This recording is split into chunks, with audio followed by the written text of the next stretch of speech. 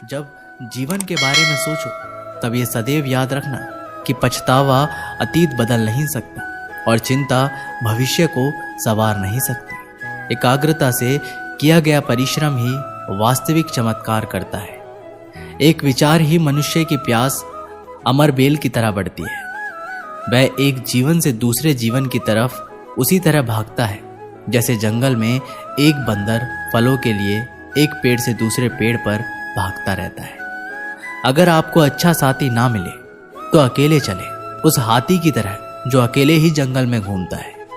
अकेले रहना कहीं अच्छा है बजाय उन लोगों के साथ जो आपकी प्रगति में बाधा बनते हैं। जिस तरह से लापरवाह रहने पर घास जैसी नरम चीज की धार भी हाथ को घायल कर सकती है, उसी तरह धर्म के असली स्वरूप को पहचानने में हुई गलती आपको नर्क के दरवाजे पर पहुंचा सकती है। जीवन में कठिनाइयां हमें बर्बाद करने नहीं आती, बल्कि ये हमारी छिपी हुई सामर्थ्य और शक्तियों को बाहर निकालने में हमारी मदद करती है। कठिनाइयों को ये जान लेने दो कि आप उससे भी ज्यादा कठिन हो। एक समझदार व्यक्ति अपने भीतर की कमियों को उसी प्रकार से दूर कर लेता है जिस तरह से एक सुनार चांदी की अशुद्धियों को चुन चुन कर थोड़ा थोड़ा करके और इस प्रक्रिया को बार बार दोहरा कर दूर करता है।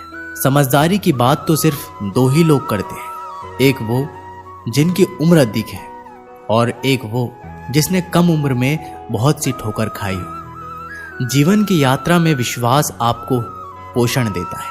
अच्छे काम एक घर की तरह है, ज्ञान दिन की रोशनी की तरह है और सजगता आपको सुरक्षा देती है।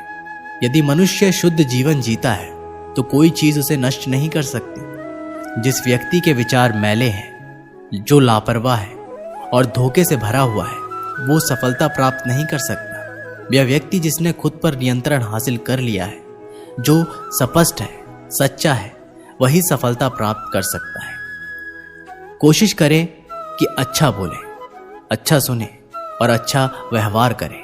अच्छी नसीहतों का असर आजकल इसलिए नहीं होता क्योंकि लिखने वाले और पढ़ने वाले दोनों ये समझते हैं कि ये तो दूसरों के लिए है। खामखा भटकता रहा दुनिया में किसी के साथ की चाहत में। सच तो ये है कि खुद से बड़ा साथी यहाँ कोई दूसरा नहीं है।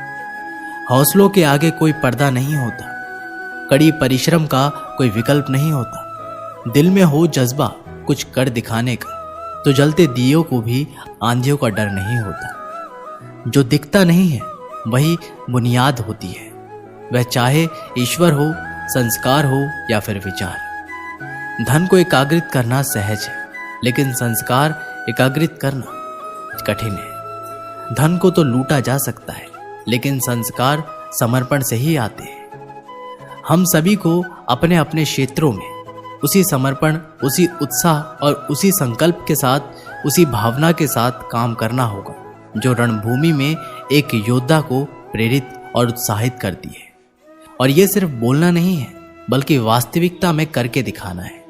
बस इतना चाहिए तुझसे ये जिंदगी की जमीन पर बैठो तो लोग उसे बड़प्पन कहे, औकात नहीं।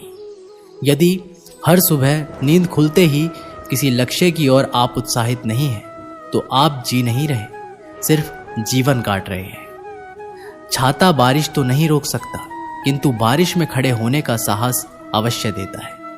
ठीक उसी प्रकार आत्मविश्वास सफलता की गारंटी तो नहीं, किंतु संघर्ष करने की प्रेरणा आवश्यक देता है।